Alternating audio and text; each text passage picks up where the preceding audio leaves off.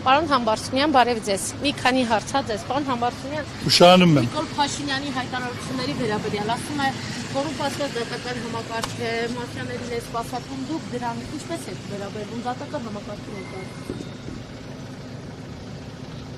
Ինչպես պետք է վերաբերվում։ Դուք ասեք, Ստացվում է, որ անարդարության երկրի սովի պատճառը դատավորներն են։ Ինչպես, երբանից պետք է վերանայեք ձեր աշխատանքը։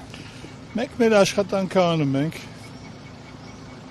Մնացած արդեն գնահատականի հարց է։ Այս հայտարարությունները չեն օրինակացնում դատական համակարգը, դատավորի պատմությունը, կարգավիճակը չի։ Իդեալական համակարգեր չկան, դատական համակարգն էլ որ ասենք իդեալական չի, բայց դե տարբեր գնահատականներ կարող են լինել։ Հազարավոր, տասնյակ հազարավոր օրինական հիմնավորված դատական ակտեր են կայացվում տարիների ընթացքում։ Այնպես կարող է լինել նաև դատական ակտեր, որ ասենք օրինական չեն, հիմնավորված չեն, վերադասաճանները բեկան ես չեմ կարծում, եթե կոռուպցիայի արդյունքում են, ապա համապատասխան գնահատականի կարժանան։ Ասում է, գնացեք բարձեք, ով հարցն է, ով խեսան է, ով փողն է դատավոր։ Դուք ում խեսան եք, օրինակ ինչպես եք դարձել դատավոր։ Ինչ-որ ԽՑԲ մեխանիզմը աշխատել է ձեր դատավոր դառնալու։ Ոչ մեկի փեսան չեմ, 27 տարի է դատավոր եմ աշխատում։ Շատ որևէ խնդիր չունեն, այդպիսի խնդիր չունեն։ Կարող են լինել նաև առանձին անձինք, որոնք ինչ-որ մեկի, բայց դա չի նշանակում, որ այդ դատավորները կոռումպացված են կամ այլ։ Եթե կոռումպացված են, ուրեմն համապատասխան մարմինները պետք է։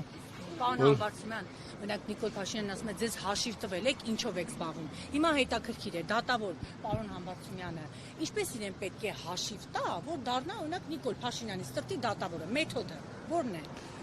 Չէ, մենք մեր գործը անում ենք, մեր իրավասության սահմաններում աշխատում ենք, մնացածը գնահատականները։ Ասում է գալիս են ասում են Քոչարյանը ինչի նստած չի, ինչի նստած չի, ընդհանուր աշխարհակարգության Չեմ կարծում, թե ժողովուրդը մեծ հաշվով դժգոհ է։ Առանձին ինչ-որ անհատներ, առանձին դատական ակտերից հնարավոր է, որ դժգոհ լինեն, բայց ընդհանուր առմամբ իմ կարծիքով արտահայտության որակը բարձրացել է այս տարիների ընթացքում։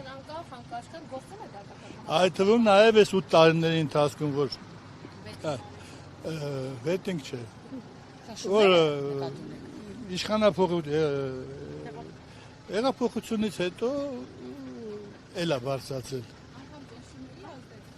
Ես չեմ կարծում, թե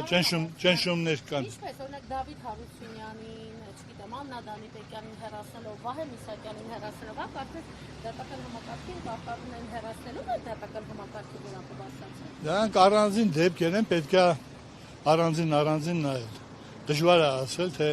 պատճառները որոնք են, ես չէ որ պետք է դրա գնահատականը տամ։